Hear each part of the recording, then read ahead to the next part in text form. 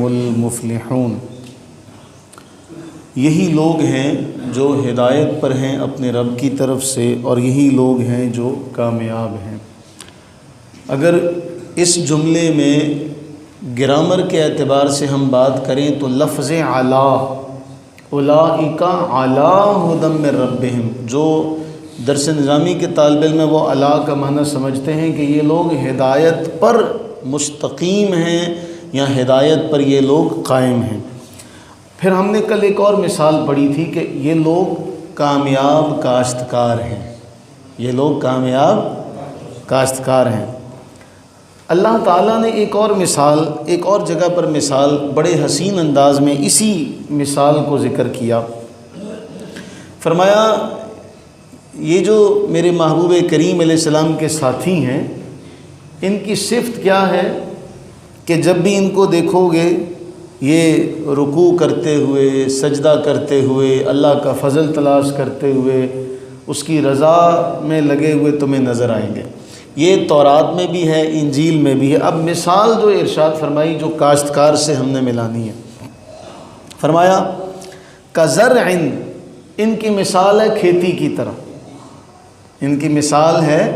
کھیتی کی طرح، اخرج شطأہ، جس نے اپنی کونپل باہر نکالی۔ کھیتی کی جب مثال دی، جب اس نے اپنی کونپل باہر نکالی، فآزرہ، جب وہ باہر نکلی تو وہ بالکل نرم تھی، انتہا درجے کی نرم، اسے تقویت دی گئی، اور جب اسے تقویت دی فاستغلظ، وہ سخت ہو گئی، فاستوى علی سوقہ، اپنے تنے پر کھڑی ہو گئی۔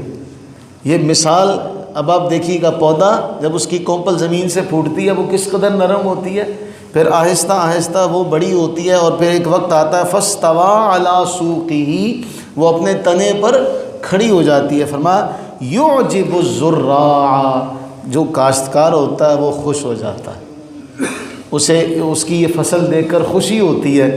اور اچھا، یہ مثال اللہ نے دی صحابہ کرام علیہم رضوان کے لیے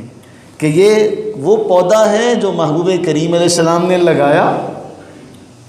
اب اس پودے کی آبیاری کی، جب یہ پودا تناور ہو گیا تو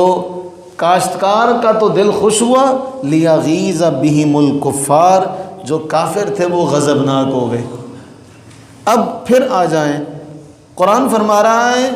اولئک علی ھدی من ربہم واولئک ھم المفلحون، کہ یہ لوگ ہیں جو رب کی طرف سے ہدایت پر ہیں۔ کیوں؟ اعمال کا جو بیج بویا تھا اس کی آبیاری کرتے رہے، اس کی حفاظت کرتے رہے، اور پھر کیا ہوا کہ ایک وقت آیا کہ یہ جو اعمال کا بیج تھا یہ تنا آور درخت بن گیا۔ اور اللہ تعالیٰ نے ایک آگے بات ایک اور بڑی حسین بیان فرمائی، فرمایا یہ صرف اس دور کے لوگوں تک نہیں تھا، وعد اللہ الذین آمنوا وعملوا الصالحات منہم مغفرۃ واجرا عظیما، اللہ کا یہ وعدہ ہے اس پورے جہان میں جب بھی کہیں بھی اسی قسم کے ایمان کا اور اسی قسم کے انداز کا جب کوئی رویہ پریکٹیکلی پیش کرے گا تو ہم ان کی کھیتیوں کو بھی ایسے ہی محفوظ کریں گے، ان کی کھیتیوں کو بھی ہم ایسے ہی محفوظ کریں گے۔ یہی وہ دعا ہے جو ہم پیچھے مانگ کر آئے کہ یا اللہ ان لوگوں کے راستے پر چلا جن پر تو نے انعام کیا یا جن کی کھیتیاں سرسبز و شاداب ہو گئیں، ہمیں ان کے راستے پر کبھی نہ چلانا جن کے سعی اور عمل کی کھیتیاں ضائع ہو گئیں، برباد ہو گئیں۔ وہ کون ہیں؟ مغضوبی علیہم اور ضالین، جن کی کھیتیاں سرسبز و شاداب رہیں وہ لوگ ہیں انعمت علیہم۔ تو ہم یہی قرآن کریم میں دعا بھی یہ مانگتے رہے کہ اے اللہ ان کے راستے پر چلا، تو قرآن نے بیان بھی کر دیا کہ یہ لوگ ہیں جن کی کھیتیاں ضائع نہیں ہوتی، جن کی کھیتیاں ضائع، وَأُولَئِكَ هُمُ الْمُفْلِحُونَ، یہی لوگ ہیں جو کامیاب ہیں، یعنی ان کی جو کھیتی ہے وہ اپنی منزل کو پہنچ جاتی ہے۔ یہ یعجب الزراع، کاشتکار جب اپنی کھیتی کو دیکھتا ہے یہ بالکل حسین و جمیل ہے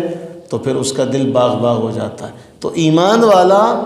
جب انتہا درجے کو پہنچ جاتا ہے تو پھر اسے خوشی ہوتی ہے کہ میں شیطان کے چنگل سے، نفس کے چنگل سے، ہر مکر و فریب سے میں بچ کر آ گیا۔ اللہ سے دعا کریں باری تعالیٰ اپنی رحمت کا صدقہ،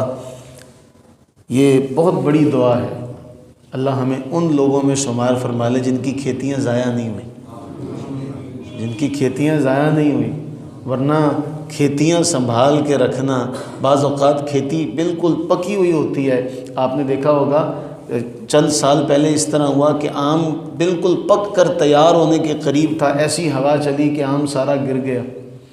وہ ساری فصل جو تھی وہ اپنی پایا تکمیل تک نہیں پہنچی۔ تو یہ ہے اللہ سے دعا کا کہ اے باری تعالیٰ جو عمل کی کھیتی ہے ہماری، اس کو ہر قسم کے خطرے سے محفوظ فرمانا اور اسے پایا تکمیل تک پہنچانا، آمین ثم آمین۔